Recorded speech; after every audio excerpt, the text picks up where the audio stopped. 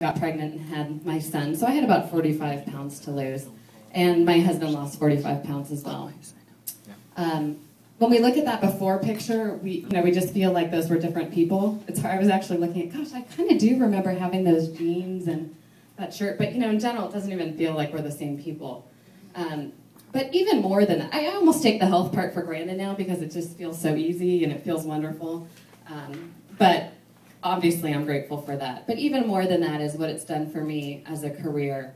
I had to go back to work full-time after having my son because, we had the house payment and all of that. And I just didn't realize how hard that would be for me. All the moms at work said, oh, it'll get easier, it'll get easier.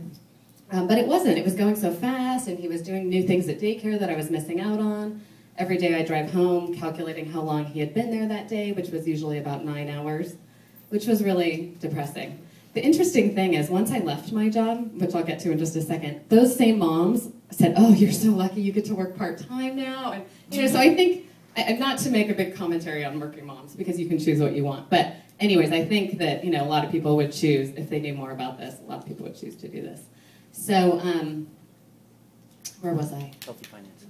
Yes, so within I went back to work having lost a lot of weight, and within about 6 months I had reached the level of executive director, making about $3,000 a month, which for us was enough for me to leave that full-time job. So it's just been such a joy, especially, so it's the healthy finances, now the healthy body, but the healthy mind is not having that feeling about the daycare and just being able to do things like go to swimming lessons on a weekday or take him to the park. All of that has just been really the best thing out there because I was feeling really desperate, and this has just been such an amazing opportunity for me. So I'd love to share it with other moms in particular.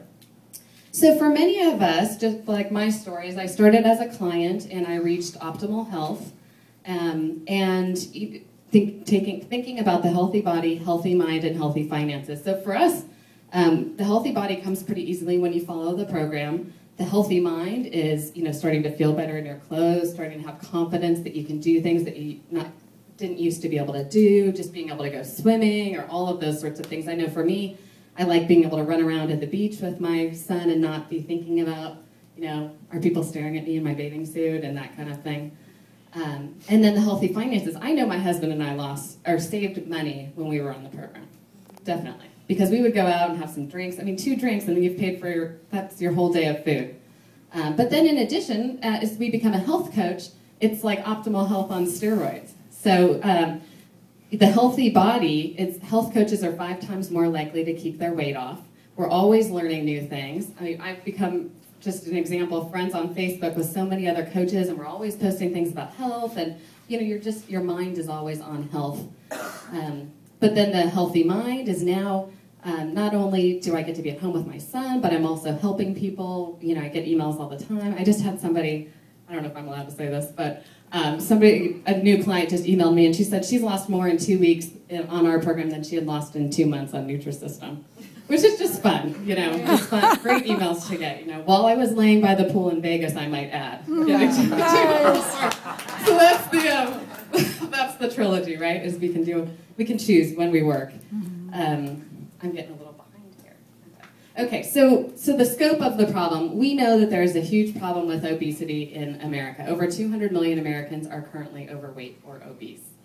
I have to speed up a little. This is data from the CDC, and each year they're tracking our overweight and obesity, and you can see that back in 1990, we were basically 15 to 19% of obesity was the highest of any of the rates in the states. By 2010, we're up to having a category of greater than 30%. You can see that everybody's out of the blue. We're on to the higher categories. And the most recent data is that by 2030, if we continue at our current rate, 42% of the state will be at 42% obesity rate, which is really appalling. And when you think about, I'm fascinated, many of us have watched The Weight of the Nation. That's another thing about being in this great group of people is that we share those sorts of things. But that even our military is concerned and saying that this is a real issue because we're not going to have the people that we need to serve. And so the reason is that the calories, and we know this is common sense, when you go to 7-Eleven and you see the 64-ounce big gulp, and it just is appalling that people really are filling that with regular soda. That is like 2,000 calories right there. In 1960, our average daily calorie intake was 1,980 calories.